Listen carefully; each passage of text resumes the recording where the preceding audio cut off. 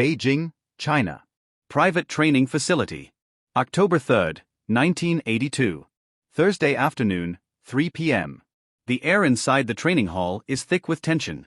250 people crowded into a space designed for private martial arts instruction. But this afternoon, there is no scheduled class, no official demonstration, no public announcement. Just whispers, rumors, and a challenge that has been building for 2 months. A challenge that should never have happened.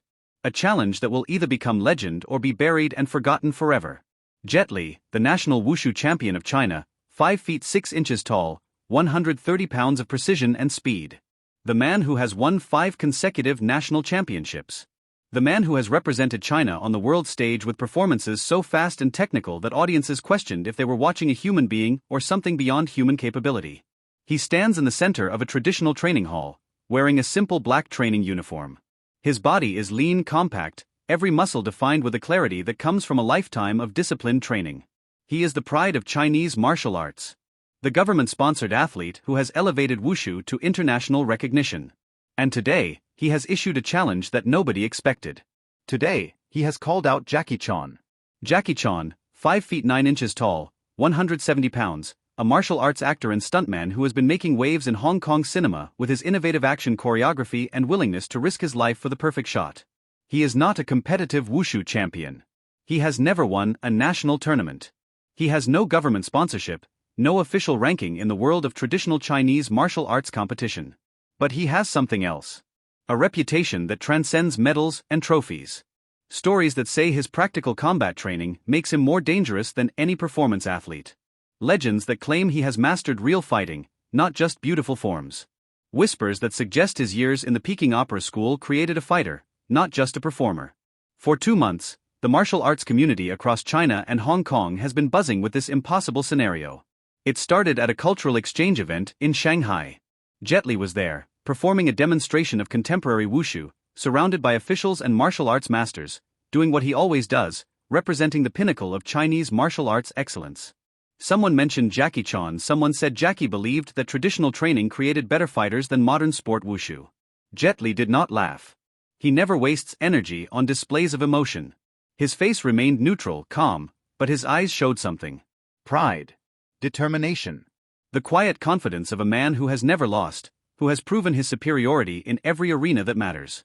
Bring him here, Jet Li said, his voice controlled but carrying absolute authority.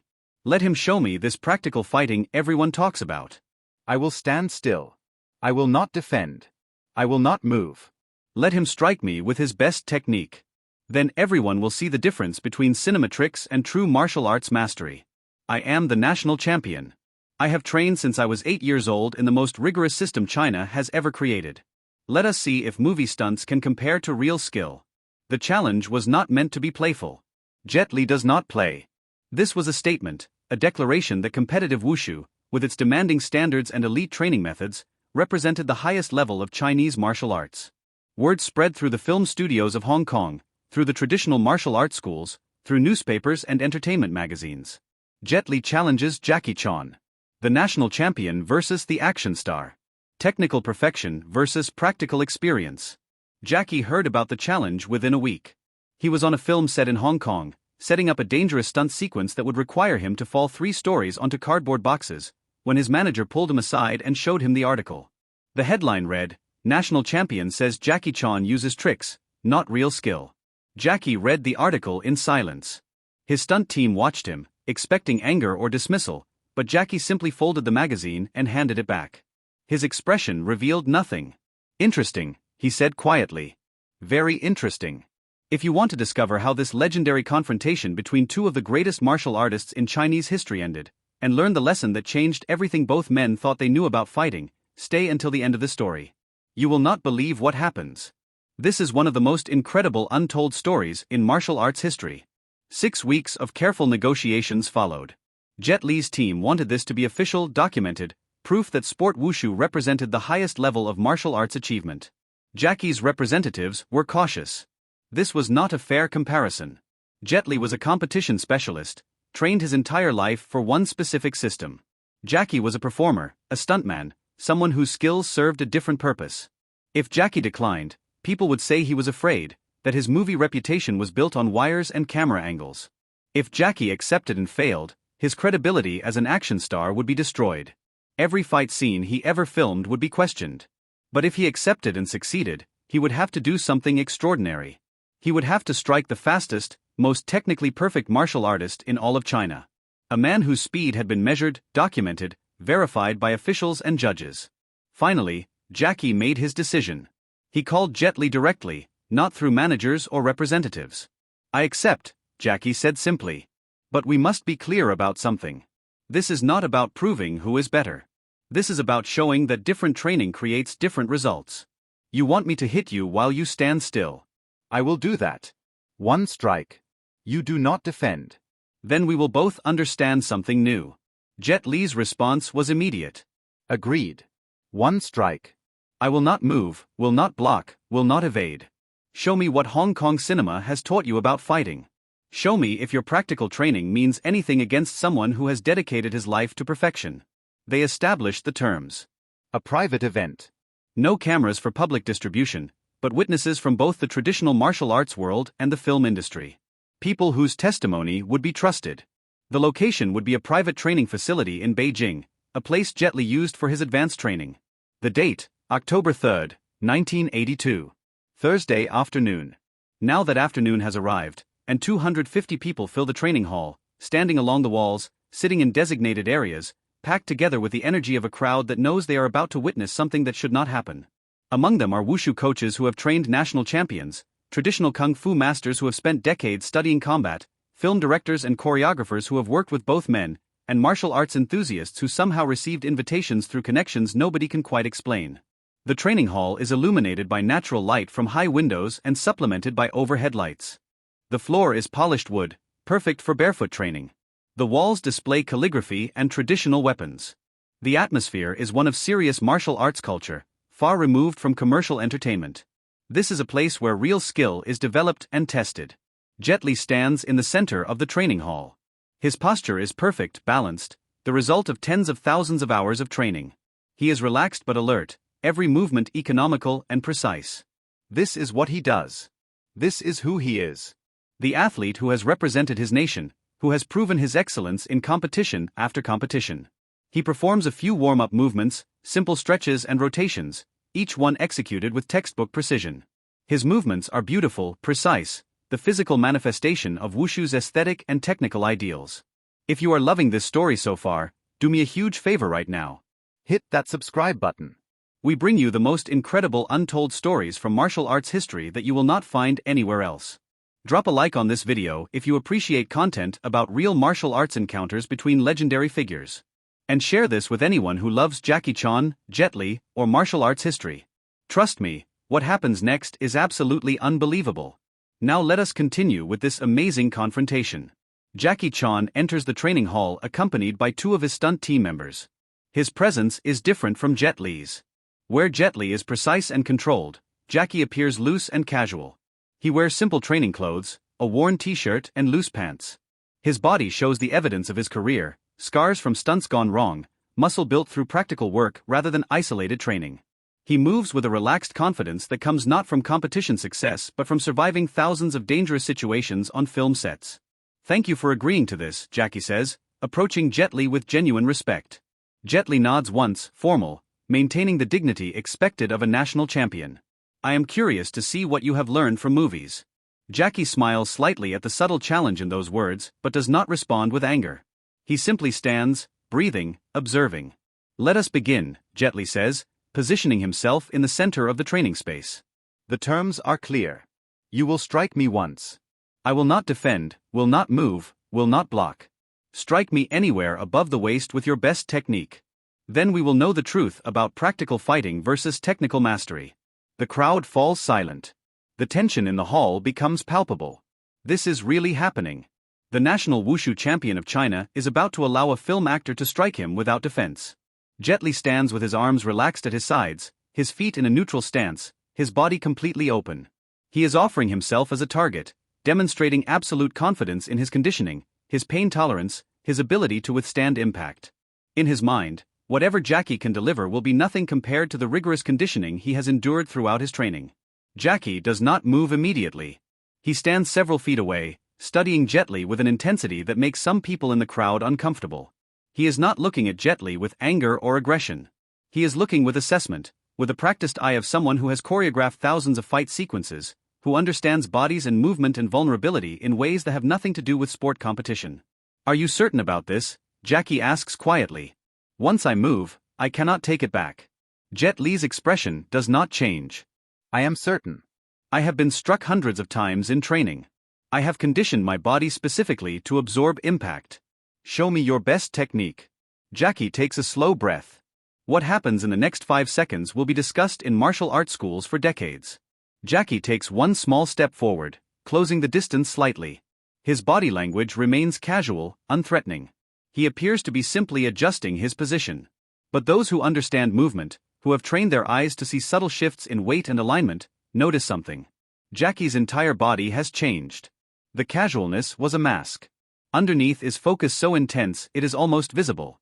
Jackie's right hand moves, but not in any way Jet Li expects. It is not a punch. It is not a strike in any conventional sense. Jackie's hand travels in a circular motion, almost lazy in appearance, covering the distance between them in a time span that seems impossibly slow and impossibly fast simultaneously.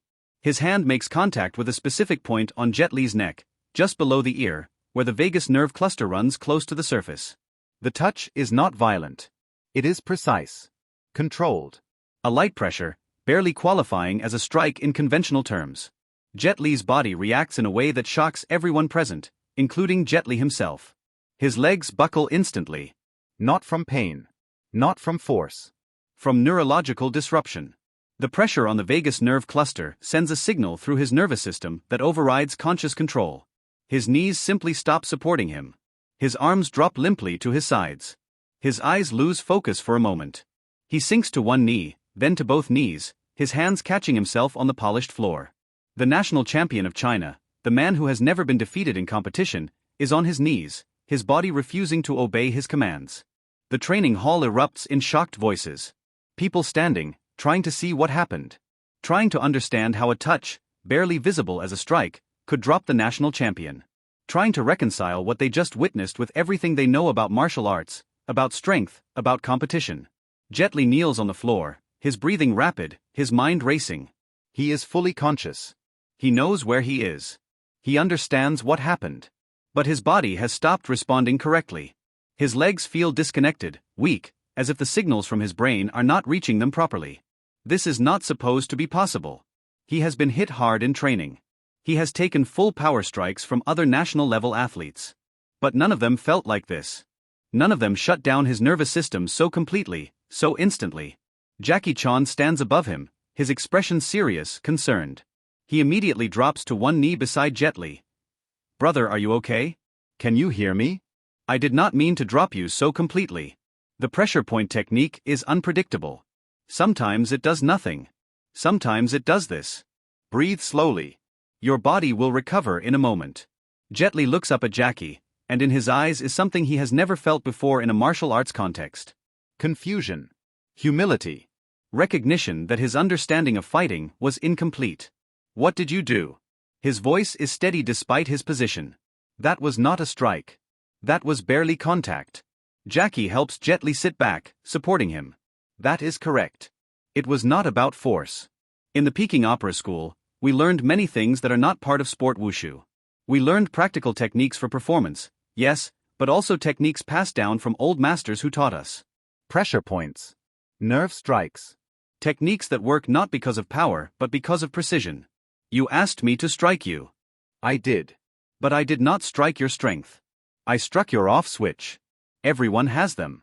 Points where the nervous system is vulnerable regardless of conditioning, regardless of strength. The referee, a respected martial arts master brought in to oversee this event, approaches quickly. Champion Jet Li, do you require medical attention? Can you stand? Jet Li's pride wars with his physical state. Slowly, feeling returns to his legs. The neurological disruption begins to fade. Jackie helps him to his feet. Jet Li stands unsteadily, his world fundamentally altered.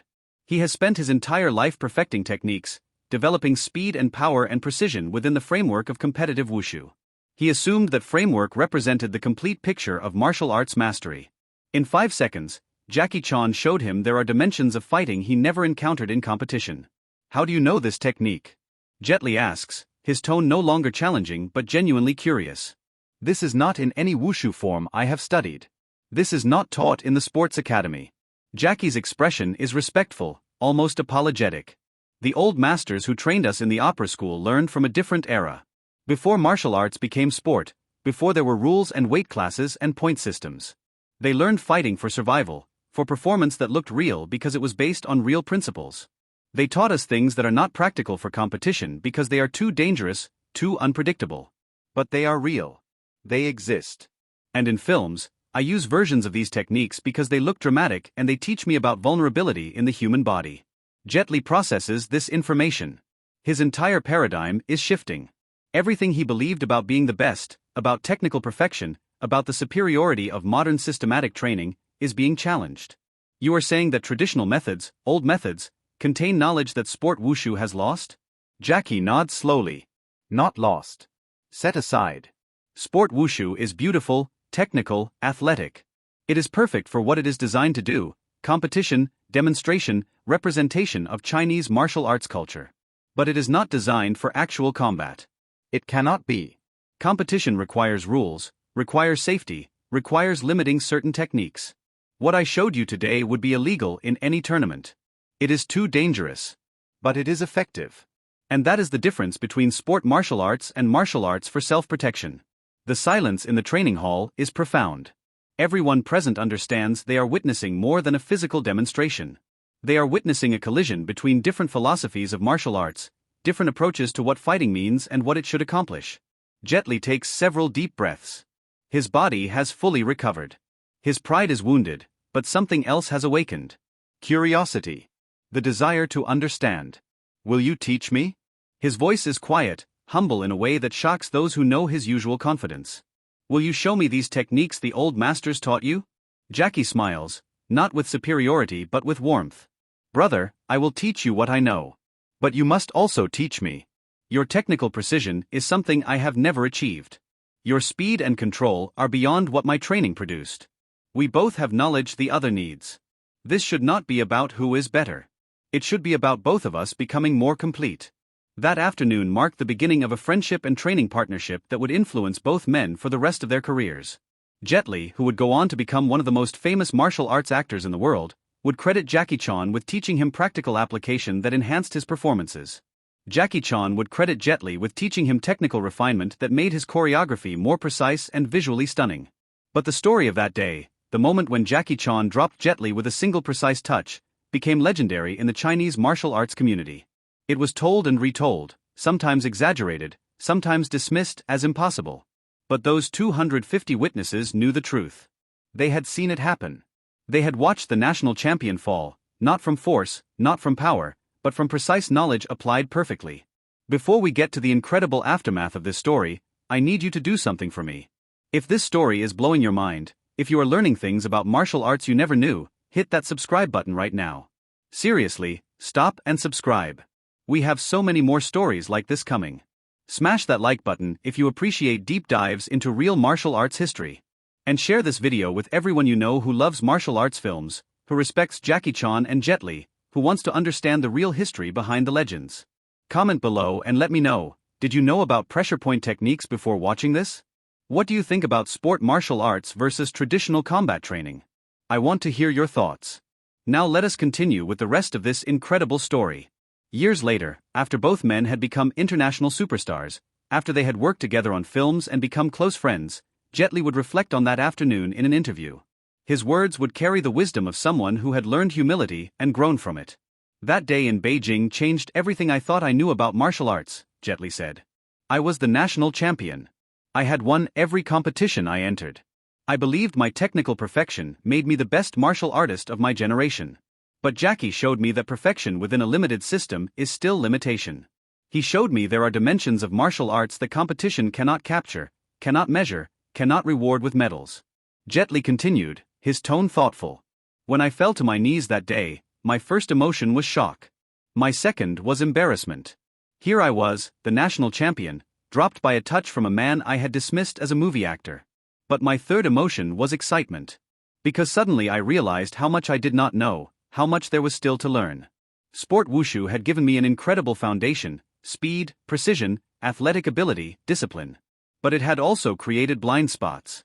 I had trained to score points, to impress judges, to demonstrate technical excellence. I had never trained for actual combat, for dealing with techniques outside my system, for adapting to unpredictable situations. The interviewer asked Jet Li if he felt his years of training had been wasted.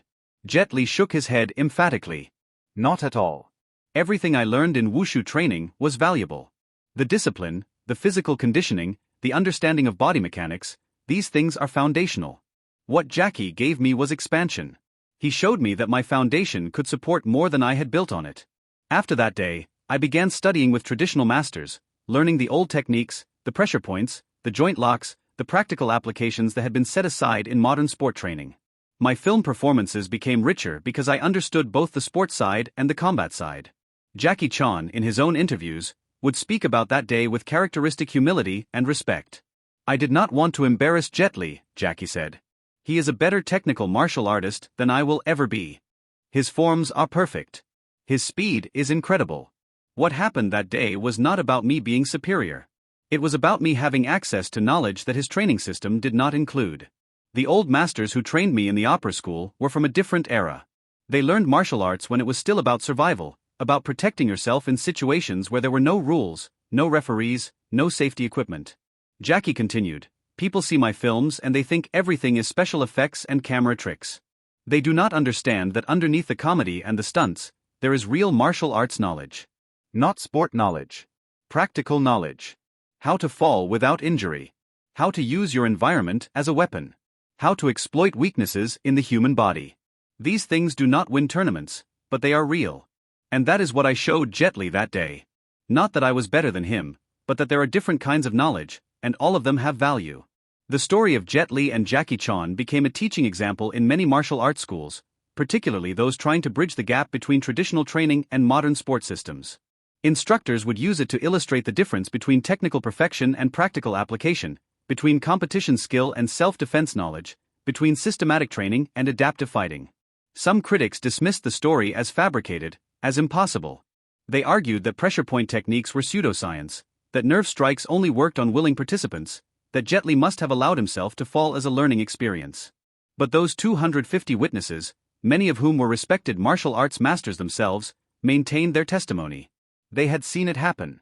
They had seen the shock on Jet Li's face. They had seen the involuntary collapse, the neurological disruption that no amount of willpower could prevent. The encounter also revealed something profound about both men's characters. Jet Li demonstrated that true strength includes the ability to acknowledge weakness, to admit when your understanding is incomplete, to pursue knowledge even when it requires humility. He could have left that training hall angry, making excuses, dismissing the technique as a fluke or a trick. Instead, he chose to learn. He chose to expand his knowledge rather than defend his ego. That decision made him not just a better martial artist but a better person. Jackie Chan demonstrated that true mastery does not require humiliation of others to prove itself. He could have gloated after dropping the national champion. He could have used the incident to promote himself, to claim superiority over sport martial artists. Instead, he showed concern for Jet Li's well-being, offered to teach rather than to dominate, and consistently credited Jet Li's technical skills while sharing his own practical knowledge. That generosity of spirit made him respected not just as a performer but as a genuine martial artist. The friendship between Jet Li and Jackie Chan, forged in that moment of challenge and learning, would last for decades. They would eventually star together in the film Forbidden Kingdom, a movie that martial arts fans had dreamed about for years. In that film, they would choreograph fight scenes that blended Jet Li's technical precision with Jackie's practical innovation, creating some of the most memorable martial arts cinema ever filmed. Behind the scenes, cast and crew members would watch them working together, teaching each other, refining techniques through collaboration, and understand they were witnessing something special. These were not just actors performing choreography. These were masters sharing knowledge. The incident also sparked broader conversations in the Chinese martial arts community about the relationship between sport wushu and traditional kung fu. Some traditionalists used the story to argue that modern sport training had weakened Chinese martial arts, that the pursuit of aesthetic perfection and athletic achievement had caused the loss of practical combat knowledge. Some sport wushu advocates argued that the story, if true, only showed that one technique worked once in a controlled environment, which did not invalidate the value of systematic competition training. The healthier outcome was a growing recognition that both approaches had merit, that technical precision and practical application were not opposites but complements. Modern sport wushu preserved and refined the athletic and aesthetic dimensions of Chinese martial arts, making them accessible to new generations and presenting them on international stages.